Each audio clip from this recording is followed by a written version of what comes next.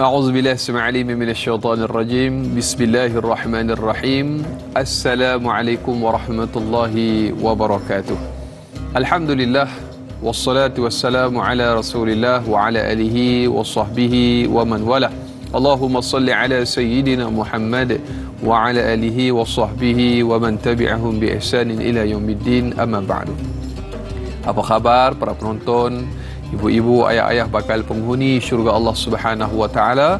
Alhamdulillah, saya mengharapkan walau di mana jua ada semua berada, mudah-mudahan senantiasa dalam keadaan sihat walafiat, dirahmati dan disayangi oleh Allah Subhanahu wa taala. Amin, Allahumma amin. Alhamdulillah, syukur kehadrat Allah Subhanahu wa taala. Tuan-tuan dan puan-puan, kembali kita bersiaran dalam Tanyalah Ustaz. Biar tahu, jangan keliru pada hari ini untuk kita sama-sama membicarakan satu topik yang cukup menarik untuk sama-sama kita bincangkan, iaitu mengenai hadis dan amalan, pilih amal baik atau buruk. Itu bukanlah semestinya satu pertanyaan, tetapi satu perkara yang akan sama-sama kita diskusikan untuk meletakkan kita sama-sama kita bermuhasabah untuk kita memilih amal yang baik berbanding kita memilih amal yang buruk, dan semestinya ianya akan memberikan kepada kita satu jaminan keselamatan kita dunia dan juga akhirat. Dan jadi Allahumma salli ala sayyidina Muhammad. Sebagaimana biasa, pada pagi hari ini kita akan sama-sama bincangkan ataupun diskusikan bersama bintang ilmuwan yang telah pun bersama-sama dengan kita pada hari ini, Fadil Ustaz Muhammad Rozi Muhammad Rajab. Assalamualaikum Ustaz. Waalaikumsalam warahmatullahi wabarakatuh. Apa khabar dengan Anas? Alhamdulillah, lama saya tak jumpa Ustaz. Alhamdulillah, tabarakallah. Kembali bersiaran dengan Ustaz hari ini. Terima kasih. Baik, semestinya Ustaz banyak akan kita bicarakan dan kita mengucapkan jazakumullah khair kepada seluruh para penonton Tanyalah Ustaz yang sudi menghantarkan soalan, kemusykilan yang berkaitan topik kita. Dan jangan lupa bagi yang menonton, sama-sama kita doakan agar program Tanyalah Ustaz ini mudah-mudahan bermanfaat kepada semua, insya-Allah. Baik, Fadil Ustaz, bila kita sebut tentang hadis dan amalan, pilih amal baik atau buruk. Jadi sebagai mukadimah, sebagaimana biasa, ada sesuatu yang ingin dikongsikan kepada para penonton Tanyalah Ustaz. Fadhil masykur. Sekali lagi, Assalamualaikum warahmatullahi wabarakatuh. A'udzubillahi minasyaitonir rajim. Bismillahirrahmanirrahim. Alhamdulillahi rabbil alamin, wassalatu wassalamu ala asyrafil anbiya'i wal mursalin sayyidina Muhammadin wa ala alihi wa ashabihi ajma'in. Rabbi syrah li sadri wa yassir li amri wahlul 'uqdatam min lisani yafqahu qawli waj'al li waziran min ahli. Allahumma salli ala Sayyidina Muhammad wa ala ali Sayyidina Muhammad. Alhamdulillah, terima kasih Anas, penerbit kita, semua kru dan penonton yang dirahmati Allah Subhanahu wa taala sekalian. Agak bimbang pada hari ini kerana perbincangan kita berkaitan dengan hadis Nabi sallallahu alaihi wa ala alihi wa sahbihi wa baraka wasallam yang memfokuskan berkaitan dengan takdir. Ya. Kerana itu, apabila kita berbicara berkenaan dengan takdir ini, ia sesuatu yang begitu unik sekali apabila kita melihat bahawa Ahlus Sunnah wal Jamaah, iaitulah akidah, syariah, akhlak yang kita berpegang teguh dengan jalannya, menyarankan kita supaya mendalami bidang ini. Kalau kita tidak betul-betul mendalami dan memahami, dibimbangi akan menjadi seperti golongan-golongan Jabariyah dan juga Qadiriyah. Itu yang kita bimbang-bimbang sangat, ya. Jadi hadirin hadirat rahimakumullah, dalam membicarakan tajuk ini kali ini, ya, kita membawakan satu hadis Nabi sallallahu alaihi wa ala alihi wa sahbihi wa baraka wasallam. Hadis yang diriwayatkan oleh Imam Muslim, atau nama penuhnya Al-Imam Abil Husain. Ya, dia menyusun satu kitab hadis sahih yang kita tahu dua orang imam, Imam Bukhari, Imam Muslim. Imam Muslim anak murid Imam Bukhari, ya, yang mana kedua-duanya diketahui begitu teliti dalam menyusun, memilih, dan disebut hadis sahih Imam Bukhari, hadis sahih Imam Muslim. Maka Imam Muslim ini Al-Imam Abil Husain Muslim bin Al-Hajjaj rahimahullahu subhanahu wa ta'ala meriwayatkan, merekodkan hadis ini dalam kitab sahihnya dengan nombor hadis 2647, ya, nombor 2647, membicarakan tentang soal takdir ini. Pun begitu, kita mesti memahami bersungguh-sungguh agar kefahaman itu membawa kita untuk kita meneruskan kehidupan ini dengan betul, tepat dan sempurna, serta tidak akan sekali-kali menyalahkan takdir, menyalahkan Allah Subhanahu wa taala, menyalahkan Rasul sallallahu alaihi wa ala alihi wasallam, menyalahkan kehidupan ini, kenapa aku lahir ke dunia dan sebagainya.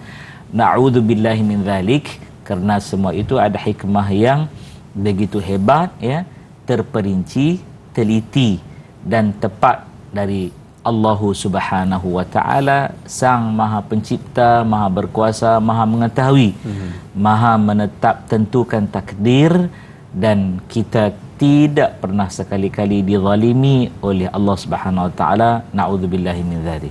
Allahu akbar. Dan juga sebagai pelengkap kepada perbincangan kita pada hari ini, Ustaz, mungkin kita boleh tengok sedikit rujukan hadis kita sebagai konteks yang mungkin boleh Fadil Ustaz bicarakan dengan lebih lanjut tentang hadis kita pada hari ini, Ustaz. Insya-Allah. Jadi hadis yang akan kita bicarakan ini sebenarnya panjang, ya, sangat panjang. Akan tetapi kita ambil matan lah dulu. Kita selepas kita baca matan ni, ada masa kita boleh syarah. InsyaAllah. Dia 2 jam ni tak cukup sebenarnya, kerana bila kita baca matan saja tu ringkas sangat. Ya, kena ada haddatsana, akhbarana dan sebagainya. Baik, dari matan hadis tersebut, tuan-tuan dan puan-puan sidang penonton yang dikasihi Allah Subhanahu Wa Taala boleh rujuk dan boleh teliti dan boleh cuba dulu memahami sebelum kita bicara panjang, insya-Allah. Ya, apa kata Nabi sallallahu alaihi wa ala alihi wa sahbihi wa baraka wasallam dalam matan hadis ini? Man kana min ahli sa'adah fasayasiru ila amali ahli sa'adah. Baca pelan-pelan tu nak bagi dapat tangkap, ya. وَمَنْ كَانَ مِنْ أَهْلِ الشَّقَاوَةِ فَسَيَصِيرُ إِلَى عَمَلِ أَهْلِ الشَّقَاوَةِ فَقَالَ اعْمَلُوا فَكُلِّ مُيَسَّرٌ أَمَّا أَهْلُ السَّعَادَةِ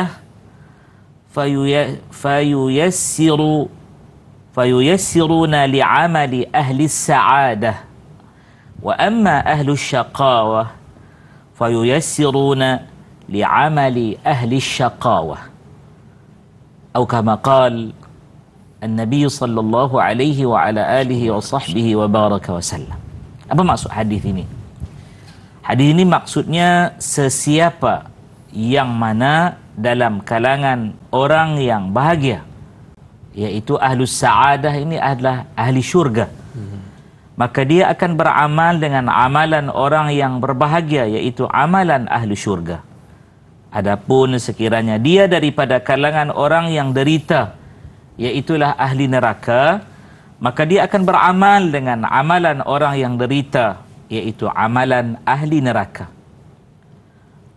Maka sabda Nabi sallallahu alaihi wa ala alihi wasallam, beramallah dengan setiap orang itu akan dipermudahkan oleh Allah Subhanahu wa taala.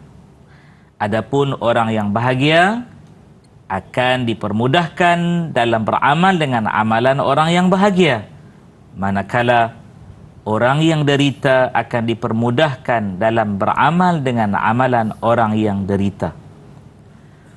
Itulah dia matan hadis, ya, yang kalau kita lihat kepada bicara yang panjang, dia akan ada insya-Allah sekejap lagi mungkin kita boleh sentuh hadis ini riwayat daripada sahabat mana, ya, macam mana datang periwayatan dia tu sehinggalah keluar matan ini, dan ada beberapa sambungan dan perbincangannya. Wallahu taala alam. Allahu akbar. Demikian antara teks ataupun matan hadis yang menjadi rujukan perbincangan topik kita pada hari ini berkenaan dengan hadis dan amalan, pilih amal baik atau buruk.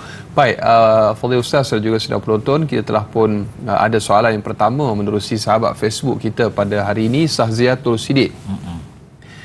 Apakah faktor atau punca penyebab seseorang itu dipermudahkan dalam segala urusan kebaikannya? Apakah ianya kerana seseorang itu sentiasa memudahkan urusan orang lain, dan bagi yang sentiasa menyusahkan orang lain, maka sukar pula untuk seseorang itu dapat melakukan kebaikan? Mohon pandangan daripada Ustaz, biar tahu, jangan keliru. Terima kasih. Baik. Bismillahirrahmanirrahim. Allahumma salli ala Sayyidina Muhammad wa ala ali Sayyidina Muhammad. Soalan daripada saudari Sahziatus Siddiq, ya. Cantik soalan ini. Faktor penyebab. Baik. Faktor yang paling utama sekali adalah taufik daripada Allah Subhanahu wa taala. Itu tiada syak dan ragu-ragu, ya. Karena setiap hari, setiap waktu dan ketika salat, khususnya Sab'ul Mathani, iaitu 7 ayat yang dibaca berulang-ulang. Apakah ayat tersebut? Ayat-ayat itu daripada suratul Fatihah ayat 1 sampai ayat yang ke-7. Maka ada satu ayat yang kita akan berdoa memohon kepada Allah Subhanahu wa taala, ihdinas siratal mustaqim, ya. Ihdina, tunjukkan, pandu bagi kepada kami satu laluan yang baik, ya. Apa laluan tersebut?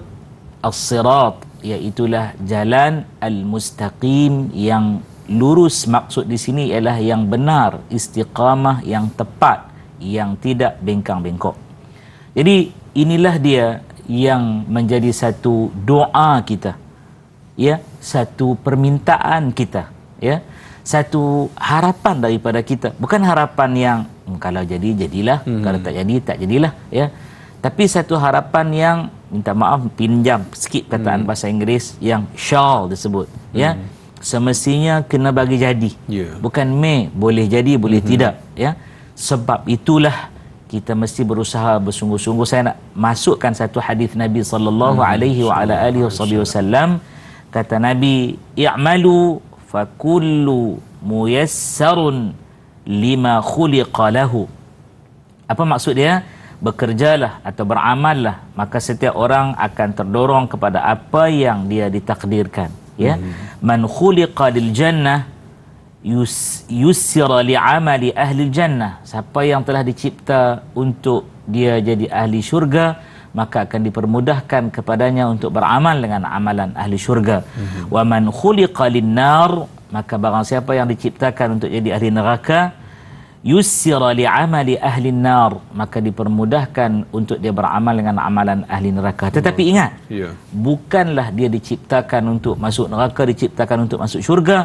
Itu adalah pilihan yang ada di tangannya. Setakat ini dulu, Allah Ta'ala alam. Allahu Akbar. Allah Ta'ala bagi ruang kepada kita memilih. Jadi untuk lebih diskusi tentang perkara tersebut, insyaAllah kita akan sambung setelah ini. Terus kekal bersama Tanyalah Ustaz, biar tahu jangan keliru.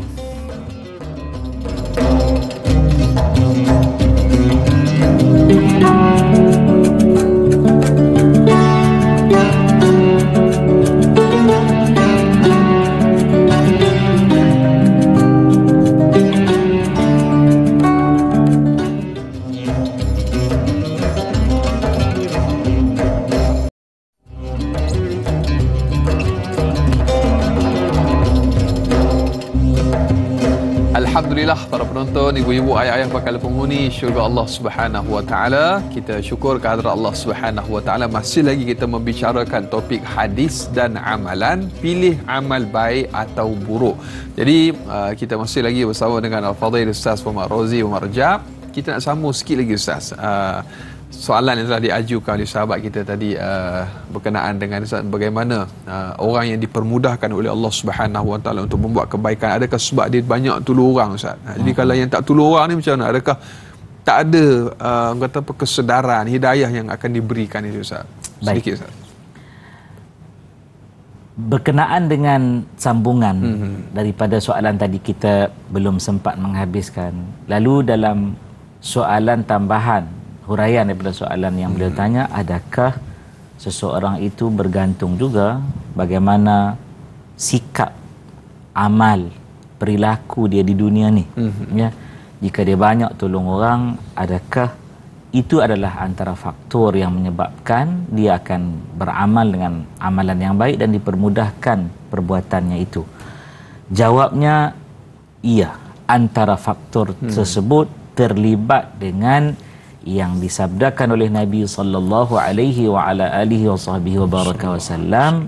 Maka apa yang disabdakan, mafhum hadis Nabi itu, apa yang akan berlaku, ya, ialah pertolongan Allah, atau disebut al-aun, ya, pertolongan Allah Subhanahu wa taala itu selama mana saudara tersebut memberi bantuan dan pertolongan kepada saudaranya. Ya. Itu juga bukan sekadar itu sahaja, dipermudahkan itu dengan sebab menjalinkan hubungan silaturahim, ya, mentaati ayah dan ibu, dan antaranya juga memperbanyakkan memberi infak, sedekah, mengeluarkan zakat, ada amalan wakaf dan sebagainya. Itu juga antara faktor-faktor yang memberikan kepada kita kemudahan untuk melakukan amal-amal baik. Hadirin hadirat yang dikasihi Allah Subhanahu wa taala, dalam hal ini pilihan di tangan kita, ya. Kerana itu kita mohon petunjuk daripada Allah Subhanahu wa taala agar dipermudahkan. Bukanlah maksud di situ bahawa dah tetap dah, duduk saja sudahlah, tak payahlah buat apa-apa pun, ya. Apa yang kita buat akhirnya akan menjadikan kita sama ada ahli syurga atau ahli neraka, kerana itu dah takdir. Kefahaman tersebut sangat-sangat mengharap salah. syurga tanpa sebarang amalan. Mengharap syurga tanpa amal, satu bab kecil yang dibicarakan cukup teliti oleh Al-Imamul Habib Sayyid Abdullah bin Alawi Al-Haddad Al-Syafi'i Al-Hadrami rahimahullahu ta'ala. Sangat diteliti lah, ya. Kerana itu orang yang jenis mengharapkan syurga tanpa amal, atau dia kata biarlah kok mana pun masuk neraka tak payah minta ampun, adalah faham yang terkeluar daripada fahaman Ahlus Sunnah wal Jamaah. Ingat, ya, kita duduk dalam Ahlus Sunnah wal Jamaah ini bukan kata saya ambil satu bab je lah Ustaz. Imam Syafi'i bab fiqah, tak boleh, kena ambil semuanya, ya. Kena ambil daripada soal aqidahnya, soal syariahnya, soal akhlaknya. Tiga sendi utama ni pastikan duduk di dalam Ahlus Sunnah wal Jamaah yang mainstream, yang berarus perdana, yang original, yang tulen, bukan yang tiruan maupun yang jadi-jadian. Wallahu taala a'lam. Jadi perlu kepada ilmu juga Ustaz. Iya, dia bukan dia tak boleh mengikut-ikut begitu sahaja. Baik, jadi kita nak teruskan lagi Ustaz dengan soalan yang berikutnya menerusi sahabat Facebook kita, Pak Suli Romli yang bertanya, baik, mengapakah ada orang memilih amalan yang bertentangan dengan agama semata-mata untuk nampak atau kelihatan hebat di dunia yang sementara, sedangkan mereka lupa derita yang berkekalan yang menanti di akhirat kelak? Mohon pencerahan Ustaz. Terima kasih, biar tahu jangan keliru. Jadi amalan yang bertentangan tu bagaimana? Saya serahkan kepada Ustaz. Baik. Bismillahirrahmanirrahim. Allahumma salli ala Sayyidina Muhammad wa ala ali Sayyidina Muhammad. Menjawab soalan dari Pak Suramli, kenapa ada orang pilih amalan bertentangan, ya, semata-mata untuk nampak hebat di dunia ni, sementara mereka lupa derita yang akan dapat nanti di akhirat. Hadirin hadirat rahimakumullah, ada beberapa perbincangan yang panjang dari Nabi sallallahu alaihi wa ala alihi wasallam menerangkan tentang persoalan tadi yang ada di dalam Al-Quranul Karim. Dan kalau kita lihat hadis yang kita bacakan tadi, seperti saya sebutkan bahawa dia hadis yang panjang, ya. Punya masa tak lagi kita untuk nak ambil beberapa perbincangan tersebut, insya-Allah, ya. Saya nak ambil kesempatan daripada soalan Pak Suli Ramli ni, ya, untuk nak membacakan daripada panjangnya hadis ini. Dia berbunyi dalam apa yang dicatatkan oleh Imam Bukhari. Haddatsana Uthman bin Abi Shaybah wa Zuhair bin Harb wa Ishaq bin Ibrahim wal lafdhu li Zuhair qala Ishaq akhbarana wa qala al-akharan haddatsana Jarir an Mansur an Sa'd bin Ubaidah an Abi Abdurrahman an Ali maksud di sini Ali bin Abi Talib, qala kunna fi janazatin fi Baqi'il Gharqad fa atana Rasulullah sallallahu alaihi wa ala alihi wa sahbihi wa baraka wa sallam faqa'ada wa qa'adna hawlahu wa ma'ahu mikhsarah fanakkasa faja'ala yankutu bimikhsaratihi thumma qala ma minkum min ahadin min nafsin manfusatin illa waqad kataba Allahu makanaha minal jannah wan nar wa illa waqad kutibat syaqiyatan aw sa'idatan qala faqala rajulun ya Rasulullah afala namkuthu ala kitabina wa nada'u al-amal faqala man kana min ahli sa'adah sehinggalah akhir hadis. Tadi dah baca hadis tu, saya tak nak ulang lagi ya. Kemudian apabila sampai di hujung hadis itu, kita sambung balik ya. Maka kata Nabi sallallahu alaihi wa ala alihi wasallam, thumma qara'a. Apa dia ni, panjang ni. Tak apa, kita baca dulu. Fa amma man a'ta wattaqa. Kata Nabi sallallahu alaihi wa ala alihi wasahbihi wa baraka wasallam lagi, wa saddaqa bil husna fasanuyassiruhu lil usra. Hadirin hadirat rahimakumullah, hadis ini juga ada disebut haddatsana Abu Bakr bin Abi Syaibah wa Hannad bin As-Sari faqala haddatsana Abu al-Aswath an Mansur bihadha al-isnad fi ma'nahu wa qala fa akhadha 'udan wa lam yaqul mikhsaratan wa qala Ibnu Abi Syaibah fi hadithihi an Abil Aswath Ahwas thumma qara'a Rasulullah sallallahu alaihi wa ala alihi wasallam. Sallallahu alaihi wasallam. Hadirin rahimakumullah, kita insya-Allah ada masa lagi untuk berbicara panjang. Cuma bila Pak Suli Ramli tadi tanya, saya nak ambil dulu dekat hujung itu sabda Nabi sallallahu alaihi wa ala alihi wa sahbihi wa baraka wasallam. Nabi baca satu ayat Al-Quranul Karim. Apa bunyi ayat tersebut?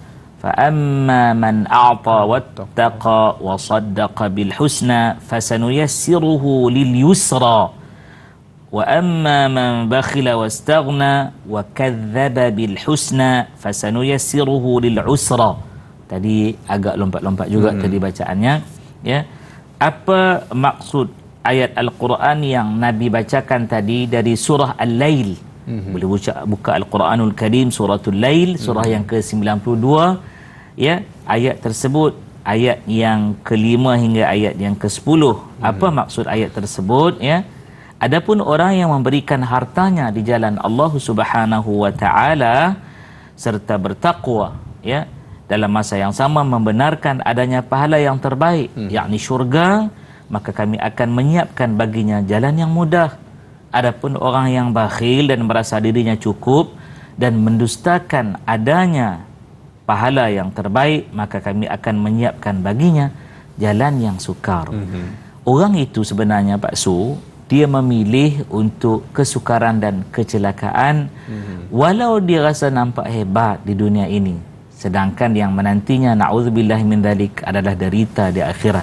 Maka sekali lagi pilihan di tangan kita, wallahu taala a'lam. Allahu akbar. Insyaallah tabarakallah, semoga Allah taala melorongkan kita untuk melakukan banyak kebaikan di atas dunia insyaallah. Kan kita sambung setelah ini lagi Ustaz, banyak ia akan kita diskusikan untuk topik hadis dan amalan, pilih amal baik atau buruk. Terus bersama Taila Ustaz, biar tahu jangan keliru, kembali selepas ini.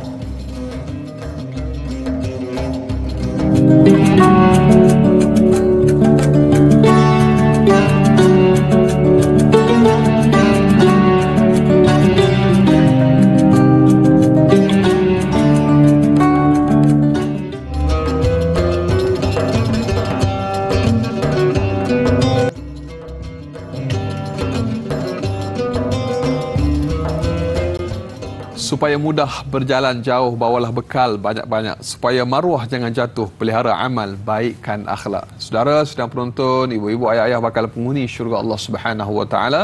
Kita masih lagi bersama Fadil Ustaz Muhammad Rozi Muhammad Reja untuk kita meneruskan perbincangan kita, diskusi kita berkenaan hadis dan amalan. Pilih amal baik atau buruk. Jadi kita nak sambung sedikit lagi Ustaz, lanjutan daripada ayat Quran tadi, surah Al-Lail yang telah Ustaz bacakan berdasarkan hadis baginda Nabi sallallahu alaihi wasallam. Falyatafaddal mashkur. Baik, bismillahirrahmanirrahim. Kita sambung sedikit lagi ya. Dalam surah Al-Lail ini Allah Subhanahu wa taala menceritakan kepada kita bagaimana seseorang itu membuat pilihan atas dirinya sendiri.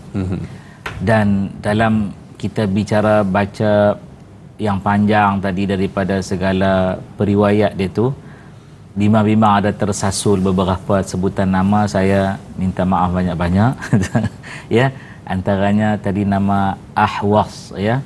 Dan apabila kita melihat kepada bicara yang sangat panjang itu, dia berlaku ketika Nabi sallallahu alaihi wa ala alihi wa sahbihi wa baraka wasallam berada di Jannatul Baqi' Al-Gharqad, iaitu perkuburan Baqi' di Madinah Al-Munawwarah. Ni musim haji ni, siapa pergi ke Madinah dah, dia akan menziarahilah Jannatul Baqi' insya-Allah. Yang masuk Makkah dulu, selepas itu dia akan ziarah Madinah. Jangan lepaskan peluang untuk ziarah perkuburan Al-Baqi'. Maka selepas Rasul sallallahu alaihi wa ala alihi wasallam bersama sahabat menguburkan jenazah, para sahabat juga, lalu Nabi duduk dan para sahabat duduk mengelilingi Nabi sallallahu alaihi wa ala alihi wasallam. Dan dalam satu daripada matan hadis tersebut diriwayatkan bahawa Nabi ambil satu tongkat yang kecil ya, lalu Nabi menggaris-gariskan dan memukul-mukul dengan lembut di atas tanah ya, yang ini disebut sebagai mikhsarah ya. Ada dalam riwayat yang lain disebut Nabi ambil ud ya, kayu juga ya. Lalu kata Nabi sallallahu alaihi wasallam, sambil Nabi menggores-gores, pukul-pukul lembut tu, Nabi nak tarik perhatian sebenarnya para sahabat. Lalu kata Nabi sallallahu alaihi wa ala alihi wasallam bersabda, tidaklah seseorang itu telah pun diciptakan akan dia, melainkan Allah telah menentukan tempatnya di syurga ataupun di neraka ya. Dan Allah Taala tahu ya tempat dia bahagia ataupun sengsara ya. Ali bin Abu Talib radhiyallahu taala anhu wa ardhah ya, beliau berkata, seorang daripada sahabat berkata, ya Rasulullah, kalau macam tu lebih baik kami duduk diam saja. Ya, tak payahlah buat apa-apa, duduk diam saja. Kerana apa? Barang siapa yang termasuk dalam golongan orang yang dah beruntung, rugi-rugilah. Maka Nabi sallallahu alaihi wa ala alihi wasallam bersabda, barang siapa yang termasuk orang yang dalam kalangan orang beruntung, hadis tadi dah datang ya. Baik, hadirin hadirat rahimakumullah, apabila kita bacakan hadis yang menerangkan Al-Quranul Karim, kita kena datang dua pegangan yang tidak boleh lagi menjadi longgar-longgar ataupun tak kejap ataupun ragu-ragu. Apa dia? Al-Quran dan as-sunnah Nabi sallallahu alaihi wa ala alihi wasallam. Itulah dua pusaka yang Nabi tinggalkan kepada kita ya, yang pusaka tersebut kalau sesiapa memilikinya, dia akan cukup bahagia dan jadi orang yang paling kaya di dunia dan juga di akhirat. Bukan hanya negeri sekarang ni, bahkan negeri abadi yang akan datang. Oleh demikian, ada satu benda yang nak disebut di sini, ada ikhtiar. Ya, dekat situ ada ikhtiar, ada usaha. Kita memahami soal usaha nak buat baik ini ada jalan dia. Ya, ada yang kita sebut sebagai satu daya untuk kita bergerak. Ya, bukannya menyerah semata-mata. Kalau sekarang ini kita nak sebut menyerah semata-mata, maka kami yang berada di studio ni, ya, biarlah apa nak jadi pun jadilah. Duduk senyap ya. kru kameraman kita khususnya ya, juru kamera abang-abang kita yang bertugas pagi ni, mereka pun kan kata ikutlah apa nak jadilah ya. Kemudian pula penerbit kita yang sedang meneliti dengan begitu terperinci satu persatu pun ikutlah apa nak jadilah. Tapi tak begitu. Bila tiba waktu rehat tadi, maka datang, betulkan sikit bahagian ni, betulkan sikit bahagian tu. Sebenarnya untuk apa tu Da'i Anas? Tujuannya adalah untuk baik, untuk elok. Ada tak yang kita betulkan tadi tu jadi tak elok? Tak ada ya. Kita mencantikkan. Maka kita bukannya menghuduhkan, kita nak bagi jadi bahagia, bukan nak bagi jadi sengsara. Maka bagi orang yang pilih benda yang sengsara kerana dia rasa dia hebat, sebenarnya dia tertipu dengan fata morgana di dunia ya. Dia nampak seolah-olah hebat, sedangkan itu adalah kesengsaraan. Wallahu ta'ala a'lam. Allahu Akbar. Dalam bila sebut tentang memilih yang tak baik ataupun memilih yang dunia orang mungkin nampak seperti baik, tetapi untuk akhiratnya tidak baik. Jadi untuk mengklasifikasikan amalan itu sebagai baik ataupun tidak, pastinya atas dasar ilmu juga Ustaz. Mungkin sedikit pencerahan daripada Fadil Ustaz. Baik. Bila kita berbicara tentang soal ilmu ini ya, datanglah saranan, nasihat, suruhan Nabi sallallahu alaihi wa ala alihi wasallam. Kenapa kita ambil perkataan saranan, nasihat? Kerana kalau kita ambil terus suruhan, ada orang yang tidak boleh memahami. Dia terus sebut asyik suruh saja, paksa saja. Apa maksud yang nak disampaikan? Nabi kata talabul ilm faridatun ala kulli muslim. Menuntut ilmu itu satu benda yang menjadi kefarduan kepada setiap orang yang namanya muslim, laki perempuan ya. Maka bila disebut faridah, bukan faridah, jangan silap sebut huruf ya. Faridah daripada perkataan akar farada, fardu, satu kemestian, bukannya pilihan lagi ya. Kerana itu jugalah ilmu yang kerap diulang ini membawa kita kepada satu perkara yang cukup besar. Bila ayat pertama yang diturunkan kepada Nabi sallallahu alaihi wasallam, tanda pelantikan, tanda pengangkatan, pemasyhuran, pengisytiharan baginda sebagai utusan Allah Subhanahu wa taala, datang dengan a'udzubillahi minasyaitonirrajim, bismillahirrahmanirrahim, iqra bismi rabbikal ladzi khalaq. Ambil ayat tu dulu. Iqra, kamu baca wahai Muhammad sallallahu alaihi wa ala alihi wasallam, nabi kita ya. Bismi rabbika, dengan nama Tuhan kamu, alladzi khalaqa, yang mana telah menciptakan segala makhluk ya. Bila datang Allah Subhanahu wa taala yang namanya Khaliq, yang Maha menciptakan, di situ ada satu perkara lagi, bagaimana dia menciptakan. Macam mana kita nak tahu kalau tak ada ilmu? Perkataan Iqra tu sendiri membawa kepada satu bukaan yang besar, iaitu mengetahui bagaimana membaca huruf-hurufnya ya. Huruf-huruf dalam Al-Quranul Karim, jika kita mengkaji daripada awal penulisan Quran, tak ada baris. Sebelum tak ada baris, tak ada titik. Masya Allah, tabarakallah. Macam mana orang Arab ni baca? Itulah keistimewaan bahasa Arab. Betul. Hinggalah datang yang meletakkan titik, antaranya sahabat Nabi, iaitu Ali bin Abi Talib radhiyallahu taala anhu.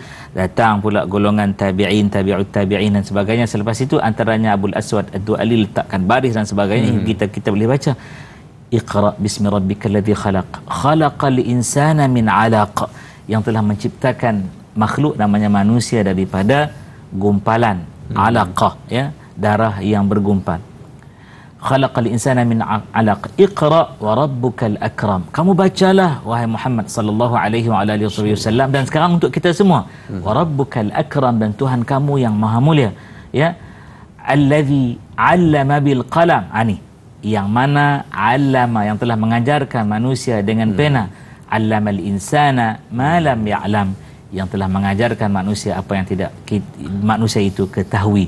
Tersasul sikit. Jadi untuk dapatkan benda yang kita tidak ketahui, tak ada jalan lain, kena pergi menuntut ilmu, dan tuntutlah sehingga kita menjadi orang yang pintar. Amin ya rabbal alamin. Allahu akbar. Kalau tidak, kita sukar untuk membezakan yang mana yang benar ataupun yang salah, sehingga yang benar pun kita katakan salah. Ini perlu kepada ilmu sebagaimana yang telah pun disebutkan oleh Al-Fadhil Ustaz. Banyak lagi akan kita bicarakan untuk topik kita pada pagi ini. Kita akan sambung lanjutannya selepas ini. Terus setia bersama dengan Tayla Ustaz, biar tahu jangan keliru.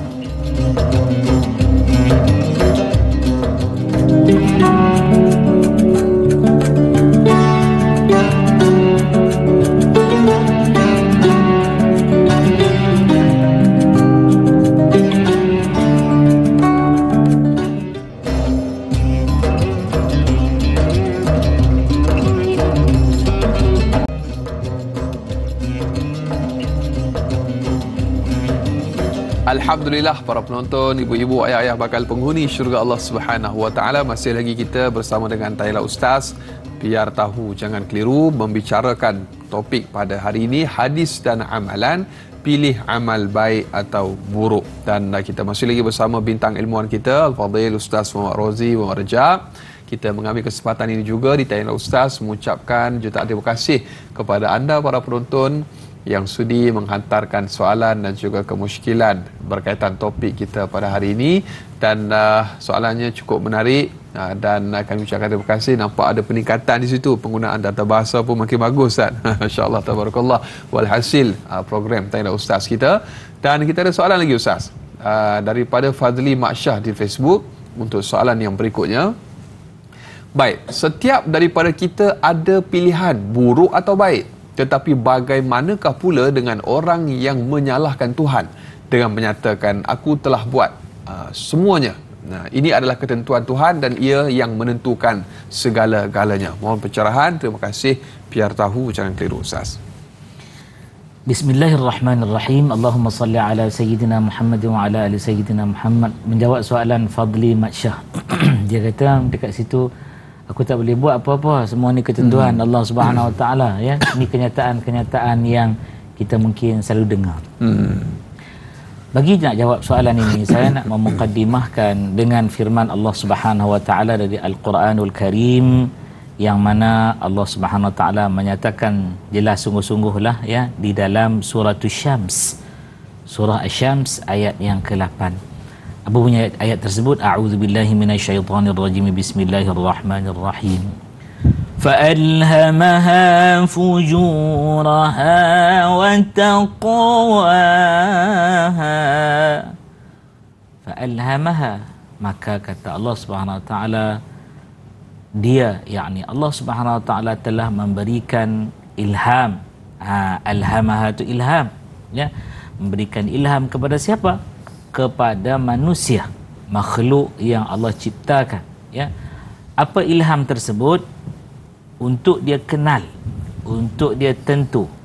Pinjam sikit bahasa Inggeris. For him to identify, kenal pasti, ya. Apa yang nak kenal pasti? Fujuraha, sama ada orang itu dia nak buat benda yang jahat, ya, ataupun wa taqwaha, dia nak bawa benda yang jadi baik. Fujur ni bawa kepada benda dosa. Taqwa bawa kepada benda baik, artinya taat. Maka atas manusia itu sendiri tak boleh nak salahkan Allah Subhanahu Wa Taala. Allah bagi pilihan. Bagi mereka yang mengatakan ini tetap dah, maka dia telah menyatakan Allah itu zalim. Hadirin rahimakumullah, sebagai contoh, ya, kitab yang berada di atas meja ni, siapa yang nak mengubahnya? Kita boleh ambil kitab ni, ya, kitab Imam Bukhari, Imam Muslim, letak sebelah ni boleh, ya, nak letak sebelah ni boleh, nak letak depan ni pun boleh, tak ada masalah, ya. Tapi adakah Allah tidak mengetahui? Dah, Allah Maha mengetahui, dan Allah mengetahui apa pilihan yang akan dilakukan oleh hamba-hamba dia. Oleh demikian, hadirin rahimakumullah, apa pula manusia? Manusia pada waktu tu ada ikhtiar, yang tu kita sebut tu, bukan ittirar. Ikhtiar ni benda yang kita boleh ada usaha, melainkan ittirar tak boleh keluar dah, tak boleh pergi ke mana-mana dah. Kerana itu dalam takdir dia ada mubram, dia ada muallaq. Orang itu tetap akan mati, mubram, tetap tak boleh tertakluk lagi dah, tetap akan mati. Tapi umur boleh panjang, ya. dengan cara dia taat kepada mak ayah dia. Baik, timbul lagi satu soalan. Allah Ta'ala tahu dah orang ni akan pilih untuk jadi taat. Allah Maha tahu orang ini akan pilih untuk jadi taat. Ya. Tapi kalau orang itu dia sengaja tak nak, dia tak nak. Hadirin rahimakumullah, benda yang sama telah berlaku pada zaman Nabi sallallahu alaihi wasallam. Berlaku pada zaman sebelum Nabi sallallahu alaihi wasallam. Berlaku sebelum tu sampailah zaman penciptaan segala makhluk. Allah Subhanahu Wa Taala telah ada pilihan. Apabila kita melihat Allah suruh ya untuk kita taat, hamba itu nak jadi abdun muti', hamba yang taat, ataupun abdun asi, hamba juga tapi dia derhaka atas diri dia sendiri. Di hadapan kita ada dua pilihan sebagai contoh ya. Ada satu nama madu, adalah satu lagi nama arak. Kita nak pilih yang mana? Kita pilih yang halalun tayyibun, madu lebah. Kita boleh juga memilih khamr, arak, spirit. Na'udzubillah min zalik, atas pilihan manusia itu sendiri. Karena itu menyatakan bahawa aku tak payah buat apa-apa, semua ditentukan. Artinya tak payah makanlah. Kalau lapar akan terus lapar. Ya.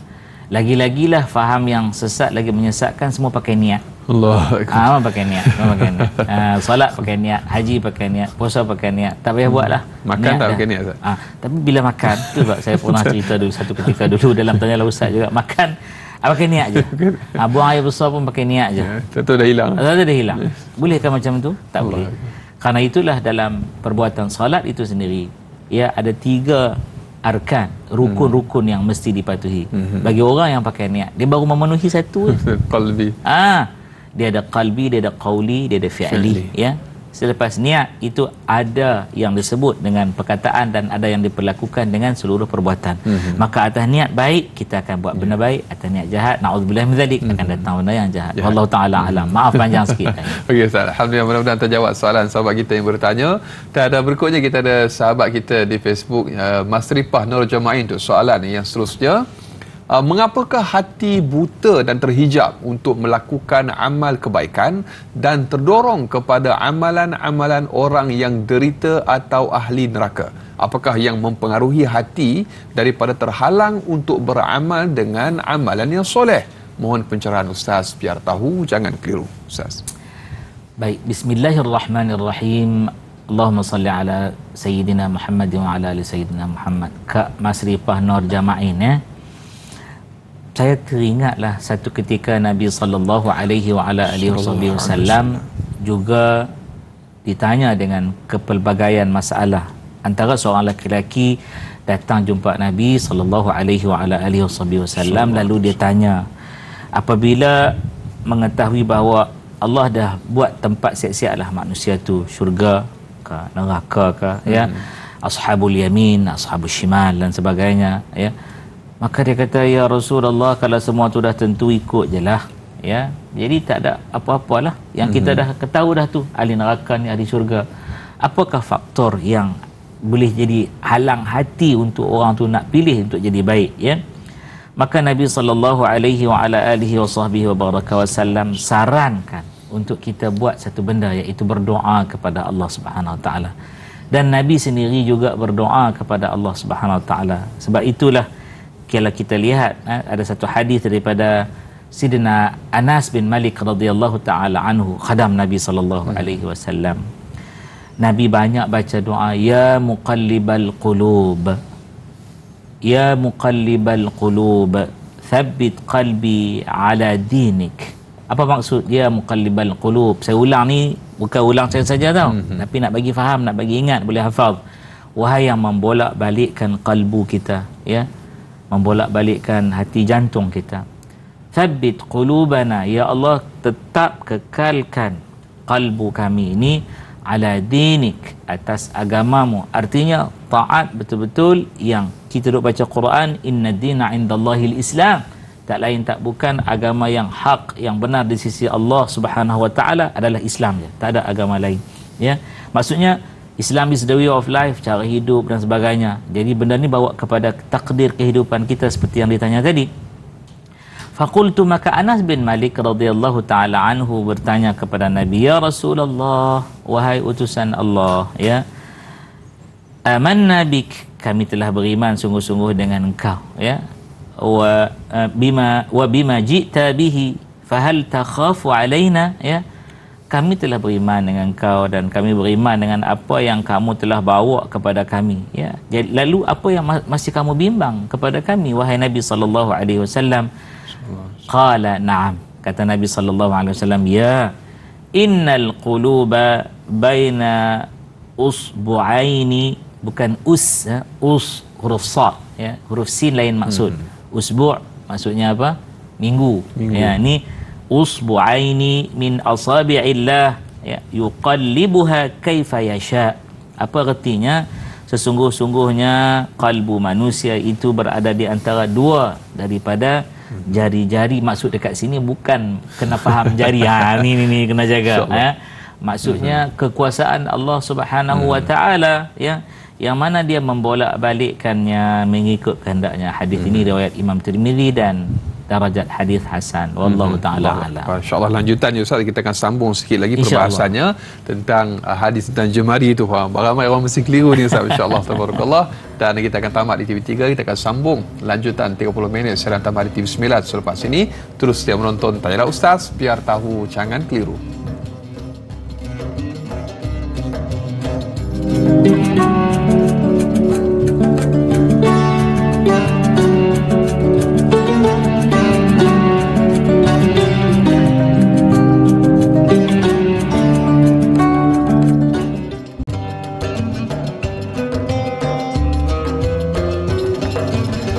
Kain dicelup menjadi baju, kain dapat dilipat-lipat. Pakaian hidup, aib dan malu. Pakaian mati, amal ibadat. Saudara sedang penonton bakal penghuni syurga Allah Subhanahu wa taala. Alhamdulillah, kita syukur kehadrat Allah Subhanahu wa taala. Kembali kita bersiaran untuk lanjutan 30 minit siaran tambahan di TV9 untuk Tanyalah Ustaz, biar tahu jangan keliru. Kita masih lagi bersama Fadil Ustaz Muhammad Rozi Muhammad Rajab. Dan okey Ustaz, kita sambung lagi Ustaz. Tadi panjang lebar kita telah pun bicarakan dan masih lagi kita mendiskusikan hadis dan amalan, pilih amal baik atau buruk. Dan tadi Ustaz, sebelum kita berhenti di TV3, Ustaz ada cerita tentang hadis Nabi sallallahu alaihi wasallam berkenaan dengan jari jemari itu. Mungkin nak sambung sikit Ustaz supaya hilang kekeliruan kita, biar tahu jangan keliru Ustaz. Silakan. Hadirin hadirat rahimakumullah. Kerana itulah bila kita melihat soal satu bahasa, yang satu lagi penerimaan. Betul. Kerana itu Nabi sallallahu alaihi wasallam selalu pesan kepada kita, bila kita nak berbicara kepada manusia ni, ala qadri uqulihim, atas kadar akal dia nak terima. Nabi tidak menafikan kecerdikan, kepintaran umat-umat Nabi sallallahu alaihi wasallam. Tak, bukan maksud begitu. Tapi ada kelompok yang bila bahasa yang tinggi dia boleh terima. Ada yang kelompok bila bahasa yang tinggi dia faham ke lain pula pergi. Sebagai contoh, Nabi akan gunakan metafora. Bila kita sebut sebagai usbu'ain, ya, maksudnya dua jari jemari. Bukan Allah Ta'ala itu berjari, berjisim, berjirim seperti mana apa yang difahami oleh golongan-golongan yang menjisimkan, mujassimah. Bukan begitu. Kita Ahlus Sunnah wal Jamaah yang kita sebut bukan faham Jabariyah, Qadariyah, ya, mujassimah atau sebagainya. Kita meyakini dan memahami antara ayat walam yakullahu kufuwan ahad dari suratul Ikhlas, ya, dan selama-lama tak pernah dan tak akan pun, ya, tak pernah pun Allah Subhanahu Wa Taala itu ada sesuatu yang menyamai atau sekufu dengan dia. Tak ada. Ini juga satu benda yang kita kena faham, ya, bahawa Allah bukan makhluk yang kita nak sebut ada sama-sama macam dengan kita. Karena itu bila disebut laisa kamitslihi syai', tidak ada sesuatu pun yang menyamai Allah Subhanahu Wa Taala, mestilah difahami bahawa apa yang dimiliki oleh makhluk tak sama dimiliki oleh Allah Subhanahu Wa Taala. Allah Maha. Makhluk daripada tiada jadi ada, ya, daripada ada tiada pula. Lepas tu Allah Taala ini sedia ada sampai bila-bila pun. Huwal awwalu wa huwal akhiru. Dialah yang maha awal, dia yang maha akhir. Karena itu bila sampai kepada bicara tentang zat Allah Subhanahu Wa Taala ini, satu ketika manusia dinasihatkan wala tafakkaru fi dzati, ya. Habis tu pun nak fikir apa? Tafakkaru fi khalqillah. Kamu berfikir tentang penciptaan Allah yang cukup banyak ni. Ya. Kamu duk sibuk nak fikir tentang Allah Subhanahu Wa Taala sedangkan kamu tak mampu pun. Saya tanya kepada diri sendiri, Anas dan semua penonton, tanyalah Ustaz biar tahu, jangan keliru. Kita ada minda, ada minda. Kat mana? Duk kat akal. Akal kat mana? Kita sebut dalam ni. Pernah tengok ada akal duduk dalam ni? Tak pernah tengok. Yang tu otak je. Otak. Tapi kita boleh tahu orang itu berakal dengan tindakan-tindakan dia, ya, yang membawa kepada kita sedar orang ini menggunakan satu alat yang Allah Ta'ala bagi, nama dia akal makhluk, ya, untuk dia meneruskan kehidupan dia. Maka atas akal itulah Nabi suruh kita berbicara. Jadi kalau sebut usbu'ain, nak dia pun duduk buat contoh macam tak boleh. Tak boleh macam tu. Buat isyarat tu. Buat isyarat pula. Astaghfirullah, dallu wa adall, ya, ini bid'ah yang dalalah, yang benar-benar bid'ah yang cukup sesat lagi, menyesatkan, na'udzubillah min dzalik, ya. Jadi keluarkan diri kita daripada kefahaman yang salah tersebut kepada berpegang dengan Ahlussunnah wal Jamaah yang asli, arus perdana. Wallahu taala a'lam. Allahu akbar. Masya-Allah, tabarakallah. Mudah-mudahan menjadi satu pencerahan yang baik kepada kita untuk kita memahami konteks hadis tersebut. Dan berikutnya Ustaz, kita raikan lagi soalan daripada sahabat kita untuk pertanyaan masih lagi berkenaan dengan hadis dan amalan, pilih amal baik atau buruk. Dan tadi kita telah pun bicarakan bagaimana Mas Ripah bertanya, Ustaz, mengapakah hati buta dan terhijab untuk melakukan amal yang baik dan terdorong kepada amalan-amalan orang yang derita atau ahli neraka? Apakah yang mempengaruhi, Ustaz, faktor yang mempengaruhi hati seseorang itu yang menyebabkan dia terhalang untuk beramal dengan amalan yang soleh? Mungkin ada disebabkan kekhilafan dia ke dosa yang menyebabkan terhalang dia daripada kebaikan tersebut, Ustaz. Tambahan kepada Ustaz. Baik. Bismillahirrahmanirrahim. Allahumma salli ala sayyidina Muhammad wa ala ali sayyidina Muhammad. Ada satu hadis Nabi sallallahu alaihi wa ala alihi wasallam, ya. Nabi kata apabila seseorang itu dia melakukan dosa, ya, maka di dalam kalbu ada nuktah. Nuktah ni satu titik, ya. Huruf kaf, nuktah, bukan nuktah, nuktah, ya. Nuktah itu disebut nuktah yang sauda, hitam. Dan orang ni terus buat, maka titik hitam tu dia akan jadi banyak melarat sampailah keseluruhan kalbu dia menjadi hitam legam. Adapun apabila orang itu melakukan amal baik dan dia bertaubat, ya, maka dia akan menjadi pula titik jernih, putih, elok, bersinar. Dia akan menebar keseluruhannya sehinggalah kalbu tersebut jadi jernih, bersinar. Jadi yang membawa kepada yang disebut sebagai buta hati atau orang sebut buta mata hati adalah kerana berterusan seseorang ini melakukan pendurhakaan, na'udzubillah min dzalik, maksiat, melakukan dosa kepada Allah Subhanahu Wa Taala. Jadi hatinya itu diseliputi dengan dosa. Tak jalan ke? Tak, Nabi sebut tadi bila dia beramal amal baik, ya. Makanya itu kata Nabi sallallahu alaihi wasallam, dosa itu memakan amal yang baik seperti mana api yang memakan kayu. Akan tetapi, ya, taubat, amal baik yang dilakukan akan memadamkan api tersebut seperti air yang memadamkan api yang dibakar oleh kayu tersebut. Saya terlintas dalam fikiran saat ini waktu kita tengah dalam studio ni, apa dia, setengah orang dia akan buat loya buruk juga. Dia kata, Ustaz, bukan semua api boleh dipadam dengan air lah. Ini kita cerita tentang api dari kayu tadi. Kalau dia cerita api daripada petrol, itu cara padam dia lain juga, kena guna gas CO2, carbon dioxide dan sebagainya. Jadi tuan-tuan dan puan-puan, benda-benda sebegini pun balik kepada kalbu juga. Jika keikhlasan kalbu dia itu jelas di dalam ni, akan terserlah di luar. Kalau dalam ni ada satu kejahatan, zulumat, ya, satu kegelapan, akan terpancar juga di wajah, ya. akan terkeluar pada perkataan dia, akan nampak dilihat oleh gerak-geri tubuh dia. Kerana itu mereka mengkaji. Bukan hanya mengkaji macam mana manusia itu nak tahu fakta, nak bezakan fakta, tapi daripada pergerakan anggota tubuh, reaksi mata dan sebagainya, sudah tahu dia punyai dalaman yang benar ataupun dalaman yang palsu, dusta, na'udzubillah min dzalik.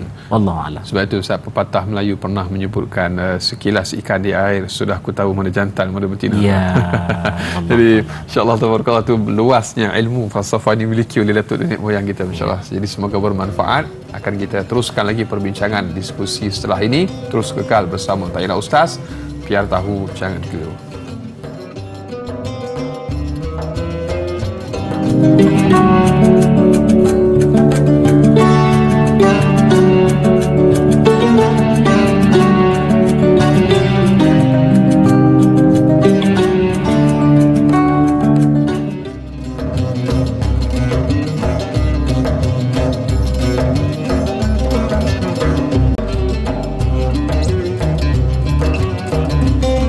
Alhamdulillah, sehingga ke hujung siaran masih lagi bersama dengan Tanyalah Ustaz, biar tahu jangan keliru, dan kita masih lagi bersama Fadil Ustaz Muhammad Rozi Muhammad Rajab untuk kita meneruskan diskusi hadis dan amalan, pilih amal baik atau buruk.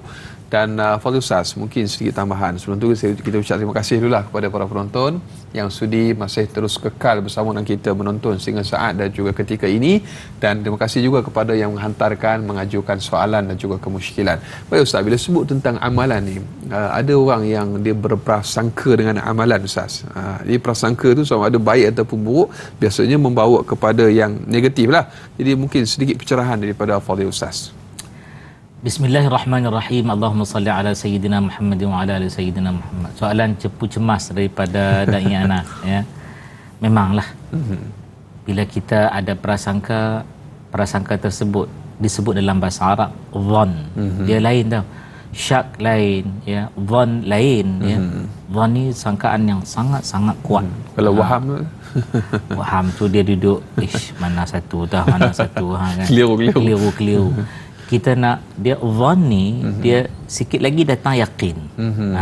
Contoh nak bagi orang faham, yakin ini nampak depan mata. Ini kiblat nampak, macam orang yang pergi haji, umrah. Dia nampak tu kiblat tu. Ya. Kita yang duduk 6,000 ke 7,000 kilometer nampak kiblat kan? Tak nampak. Tapi kita kata ini arah dia ni. Ya. Dhann sungguh-sungguh tak nampak, tapi kita kata ni arah dia. Dengan alat dan sebagainya. Betul. Maka membawa kita kepada satu perbincangan antara sahabat dengan Nabi sallallahu alaihi wa ala alihi wasallam. Satu ketika Nabi nak bagi tahulah bahawa puhunlah rahmat setelah kita buat baik ni, puhunlah rahmat Allah Subhanahu Wa Taala. Kita dah usaha, dah ikhtiar. Ini jalan. Aku tuntut ilmu pagi ni. Duduk tanyalah ustaz biar tahu jangan keliru, tak ke mana-mana. Dari TV3 tadi beralih ke TV9. Habis kejap lagi doa, ya Allah ya Tuhanku, kau terima amalan ini ya Allah, jangan kau tolak amalan ini, ya, dan jadikan amalan ini sebagai rahmat daripada engkau. Macam mana? Nabi sallallahu alaihi wa alihi wasallam satu ketika Nabi kata lan yadkhula ahadun, ya, lan ni maksudnya never forever, takkan bila-bila pun masuk seseorang daripada kamu ni al-jannah bi amalihi, takkan masuk syurga dengan amalannya. Lalu sahabat mula apa dia pula dah, ya. Ini bahasa-bahasa yang Nabi ucap di hadapan sahabat yang mereka punya iman yang cukup dahsyat. Ya. Lalu kata mereka, qalu, mereka pun telah berkata, apa kata mereka? Wala anta ya Rasulullah, termasuk engkau ke wahai utusan Allah? Kau kata seseorang, maksud termasuk engkau? Qala, maka Nabi sallallahu alaihi wa ala alihi wasallam bersabda, wala ana, aku pun juga, ya. Lalu saya bersambung, illa an yataghammadani, kecuali kata Nabi sallallahu alaihi wa ala alihi wasallam, an yataghammadani Allahu bi rahmatih, aku pun sama, kecuali melainkan atau jika Allah Subhanahu wa taala meliputi aku ini dengan rahmatnya. Lalu ni nak cerita bila kita buat amal, saya tadi dah kata ustaz, amal dengan amalan ahli syurga benar. Tapi ada tak yang boleh merosakkan dia? Ada. Rasa bangga. Betul. Rasa ujub. Bangga tu beberapa jenis. Bangga duduk dalam ni. Ni yang na'udzubillah min dzalik. Orang tengok, orang kata dia tak sebut pun dia bangga. Astaghfirullah rabbi wa atubu ilaih. Sebab tu buanglah kebanggaan tersebut dengan sentiasa mengucapkan puji-puja kepada Allah dan mohon ampun kepada Allah. Itu tabarakallah, masya-Allah, alhamdulillah, astaghfirullah sebagainya. Baik, prasangka tadi saya nak lanjutkan. Ada bicara daripada Syekh Abu Sa'id Al-Kharraz ya. Rahmatullah alaih, apa kata beliau? Ni bukan hadis Nabi. Tapi kata-kata yang cukup cantik. Dia kata man dhanna annahu bil amali yasilu fahuwa muta'an fahuwa muta'an wa man dhanna annahu bidunil amali yasilu fahuwa mutaman. Apa dia tu? Satu muta'an, satu mutaman ya. Beliau ingin menyatakan barang siapa yang berprasangka sungguh-sungguh ya, dia ada satu prasangka yang sangat kuat, dia kira apa, dia akan sampai kepada Allah Subhanahu Wa Taala dengan amalannya, maka dia seorang yang membuang masa. Allah. Jadi kan dia buang masa, muta'an, buang masa ya. Adapun siapa yang kira bahawa dia akan sampai kepada Allah Subhanahu Wa Taala dengan amal yang baik ya, dengan tanpa amalan pula. Tadi dengan amal baik, ni tanpa amalan ya. Dia seorang yang mutaman, orang yang jenis berangan-angan sampai bila-bila. Ini prasangka-prasangka. Jadi apapun kita kena mohon rahmat Allah Subhanahu Wa Taala. Kemudian kata Nabi lagi sallallahu alaihi wa ala alihi wasallam, kata Nabi, innal mu'mina jama'a ihsanan wa khaufan wa innal munafiqa jama'a isaatan wa amnan. Apa maksud ni? Kata Nabi, sesungguh-sungguhnya orang mukmin dia akan menghimpunkan, dia akan duduk sekali, apa dia akan buat satu kebaktian gementar terhadap Allah Subhanahu Wa Taala, dia ada ihsan wa khaufan, dia rasa takut ya, dia buat amalan tu betul-betul ikhlas dan dia takut amalan tu Allah Taala tolak. Wa innal munafiqa, adapun orang-orang munafik itu bila dia buat amalan apa? Dia rasa amanah. Dia kata ni dah sentosa sepanjang masa, cukup dah ni. Kompom dah ya. Dia buat kejahatan pun dia rasa aman, dia buat baik pun dia rasa aman, dan setiap masa pun dia rasa tak ada apa-apa. Ini orang munafik. Ini beza dia. Orang mukmin dia akan sentiasa rasa bimbang, takut walau dia buat amal baik. Orang munafik walau dia buat amal buruk dia rasa tak ada apa-apa, biasa, tak ada apa pun. Okey. Jadi naudzubillah min dzalik, mudahan Allah jadikan kita orang yang sentiasa berada dalam firman Allah dalam suratul Kahf ya, yang orang selalu baca hari Jumaat, baca selalu lagi bagus. Apa dia? Kata Allah, a'udzubillahi minasyaitonirrajim, bismillahirrahmanirrahim, man yahdillahu fahuwal muhtad. Barang siapa yang diberi petunjuk oleh Allah Subhanahu Wa Taala, maka dia dapat pimpinan yang benar. Wa man yudlil falan tajid lahu waliyan mursyida. Maka barang siapa yang disesatkannya, maka tiadalah engkau mendapatkan baginya kawan yang akan memberikan petunjuk untuk dia keluar daripada jalan yang salah itu kepada jalan yang benar. Na'udzubillah min dzalik. Wallahu taala. Sebab tu kita kena letakkan sebagaimana yang Ustaz sebut juga, takut dan juga harap dia Ustaz. Untuk setiap apa yang telah pun kita lakukan, takut Allah Taala tak terima, dan dengan harapan juga Allah Taala terima segala amal ibadah yang kita lakukan. Baik Fadil Ustaz dan juga para penonton, sedar tak sedar kita telah pun sampai ke penghujung siaran, dan mungkin sebagai 3 pelantikan terakhir kesimpulan pada hari ini Ustaz untuk topik kita, pilih amal baik atau buruk, sedikit Ustaz. Baik, dalam beberapa catatan yang ingin saya kongsikan, hadirin hadirat rahimakumullah, kita kena bawa diri kita kepada berpegang teguh dengan akidah Ahlus Sunnah wal Jamaah. Jangan duduk dalam kumpulan Jabariyah, Qadariyah dan juga Mu'tazilah, yang mana semuanya adalah kaum-kaum yang bid'ah, na'udzubillah min dzalik. Oleh demikian, satu saranan yang utama sebagai kesimpulan, yang pertama, tidak berlaku satu benda pun, sama ada yang kecil maupun yang besar, melainkan dengan ketentuan Allah Subhanahu wa taala dan kehendaknya serta kudrat iradatnya. Dan sesungguh-sungguhnya sekalian hambanya dan perbuatan mereka adalah maksudnya baik ataupun buruk dicipta oleh Allah Subhanahu wa taala. Itu pegang. Yang kedua, sekalian makhluk dituntut supaya patuhi perintah-perintah Allah Subhanahu wa taala dengan sebaik-baiknya dan tidak dibolehkan meninggalkan satu pun daripada perintah-perintah itu. Di samping itu mereka disuruh untuk menjauhi segala larangan Allah Subhanahu wa taala dan menyingkirkan diri dari benda yang sia-sia serta merta. Ketiga, sekiranya mereka tercebur dalam salah satu maksiat, maka segeralah bertaubat kepada Allah Subhanahu wa taala. Keempat, jika terluput salah satu daripada perintah Allah Subhanahu wa taala, mereka hendaklah segera mengqada'kannya, menggantikan dan bertaubat kepada Allah Subhanahu wa taala.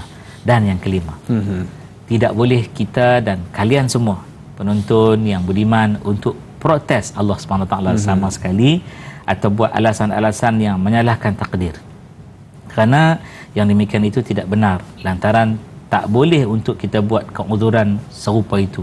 Ya, Allah Subhanahu wa taala sifatkan orang ini sebagai orang yang sengaja nak memusuhi Allah Subhanahu wa taala, lalu Allah taala tolak protes tersebut. Mudah-mudahan kita duduk dalam golongan orang yang dapat redha Allah Subhanahu wa taala.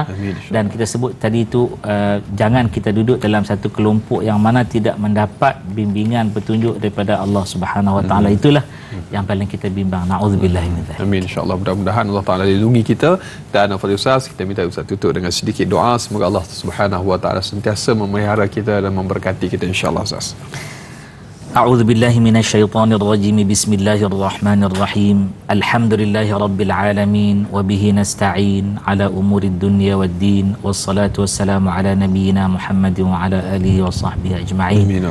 Allahumma arinal haqqa haqqan warzuqna ittiba'ah wa arinal batila batilan warzuqna ijtinabah. Ya Allah, Engkau tunjukkan kepada kami kebenaran itu tetap benar dan beri rezeki kepada kami untuk kami mendekati kebenaran, dan tunjukkan kepada kami kebatilan itu batil sebenarnya dan beri kekuatan kepada kami untuk kami menjauhi kebatilan itu. Amin. Allahumma ya muqallibal qulub thabbit qulubana ala dinika wa ala ta'atik. Ya Allah, wahai Tuhan membolak-balikkan kalbu, tetapkan kalbu kami atas mentaatimu ya Allah. Amin. Dan atas agama yang benar ini ya Allah. Amin. Allahumma inna na'udzubika minal hammi wal hazan wa na'udzubika minal ajzi wal kasal wa na'udzubika minal jubni wal bukhl wa na'udzubika min ghalabati ad-daini wa qahri rijal. Amin. Allahumma rabbana atina fid dunya hasanah wa fil akhirati hasanatan wa qina adzaban nar. Wa sallallahu ala Muhammad wa ala ali Muhammad walhamdulillahi rabbil alamin. Amin, amin ya rabbal alamin. Alhamdulillah, sekali lagi jazakallah khair diucapkan kepada Fadil Ustaz Muhammad Rozi Muhammad Rajab, dan terima kasih juga kepada para penonton untuk kesetiaan anda bersama dengan tayangan Ustaz, sehingga kita bersua lagi. Tetaplah terus berjuang walau tidak dipandang dan tidak dikenang. Sekian, Assalamualaikum warahmatullahi wabarakatuh. Kita tangguh dengan kafaratul majlis dan suratul asr. Subhanakallahumma wa bihamdika asyhadu an la ilaha illa anta astaghfiruka wa atubu ilaik. Bismillahirrahmanirrahim. Wal 'asr. Innal insana lafi khusr illa alladhina amanu.